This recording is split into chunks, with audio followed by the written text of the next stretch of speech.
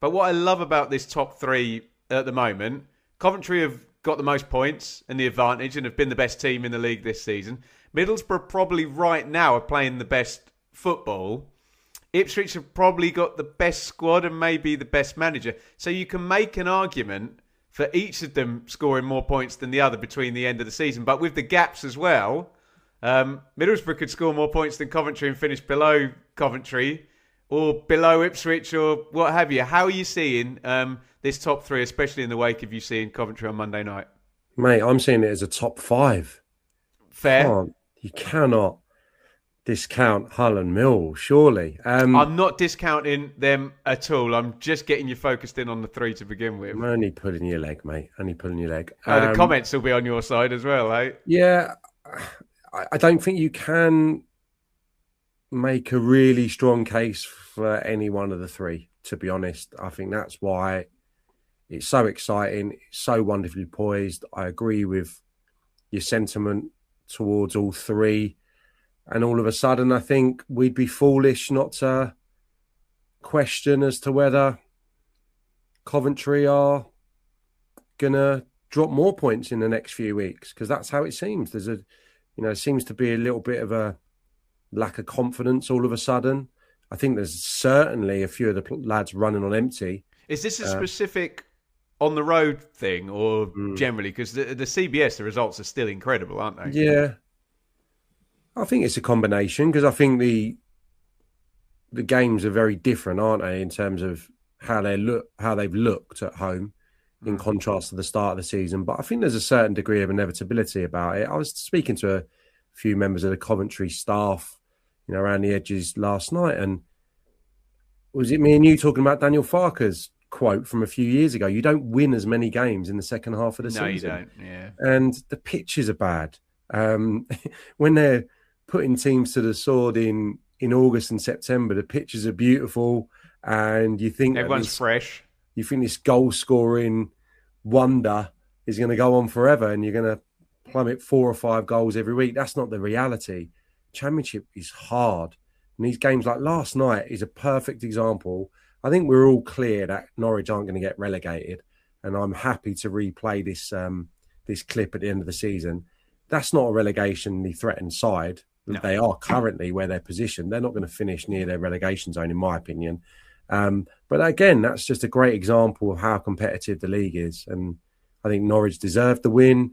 I think Coventry, the fan sentiment seems to suggest that they're too open, but they've had great success playing in this manner. But Sam, season. At 1-1, you were there. They hit the bar and had one cleared off the line. So what you give with one hand, you take with the other. They could have won that game, couldn't they? I know they weren't amazing, Cov, but being open, they still make loads of chances, don't they? Yes and no. I thought they were a bit flat last night. I didn't think they made the chances that they have done previously. I found the substitutions a little bit odd. I mean, it's easy for me to say where I'm standing, but I thought maybe Eccles for Thomas Asante was...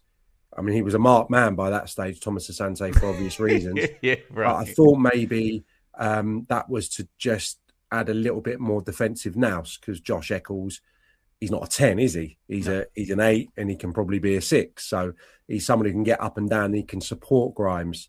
That seems to be the narrative, with fullbacks that want to go forward, with Victor Torp essentially playing more or less alongside Thomas Asante last night. He was that high. You've got Grimes, whose strong suit is not winning the ball back. His strong suit is getting on the ball, seeing a pass, getting the team up the pitch quickly with quality passing. So they are a little bit open, but again, they're top of the league and have been for the entirety playing this way. So we'll see if they maybe move in that department. The wingers have been, I think, a really sensible pair to recruit at this stage. Well, then Esse's opened the scoring in 2 big games, so it's working, isn't it, there? Yeah, and he wasn't perfect last night. I think I said that about 15 times last night about various different players, but he wasn't perfect. But, the 2 bits you remember from it is the goal and the little flick round the corner, which set up a right chance in the first half. So, yeah, that's Coventry. I think they're gonna add. Just quickly before you move on from them, Sam, did you sense any kind of anxiety around the squad, around the manager, the fan base? you know when it gets, for want of a better word, a bit Leedsy, where it gets a bit emotional and a bit everyone's getting a little bit on edge, and you're worried about the first thing that goes wrong. Did you sense any of that? No, because I think there'll be a degree of calm. Because last season nobody expected them to get to the playoff semi-final. You know, they did really well second half of the season, and they put themselves in a brilliant position. But I don't think there was great expectancy at the start of the campaign that they'd be right up there. I'd have had them in the top 6, but I certainly would have had 3 or 4 teams above them, and certainly not miles clear at the top, which they have been, haven't they? So I think there has to be a degree of calm. You know, if they finished in the playoffs, would it be the biggest capitulation of all time? We'd probably want to report it as such because that's what we do. But I think if you go back to the start of the season, not many people would have had them in their top 2. So I think there's a degree of calm, and maybe, just maybe, 1 or 2 things will have to be changed, and whether that's personnel.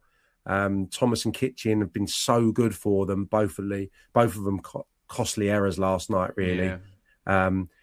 Again, I'm reading so much about Matt Grimes needing a rest. Is there the opportunity to do that if they can add in that area? And I suppose especially with Dan Neil being confirmed at Ipswich today, that maybe if it works for Ipswich, great. But the fact that that's now not going to be a player going in for Coventry is, I know we'll come on to Ipswich, but he would have been perfect in there with Grimes, wouldn't he? Yeah, he would have. He really would have been. Yeah, it's just somewhere in between Grimes and Torp and Eccles, isn't it? Someone to give them a little bit more defensive stability in there. But yeah, they go to QPR at the weekend, and the QPR played well against Wrexham. Not to get away from that, but that's a very winnable game to get them going again when QPR are they're still within touching distance of the playoffs, but I think probably quite a lot of injuries to expect them to shoot back up into the contention in the next few weeks.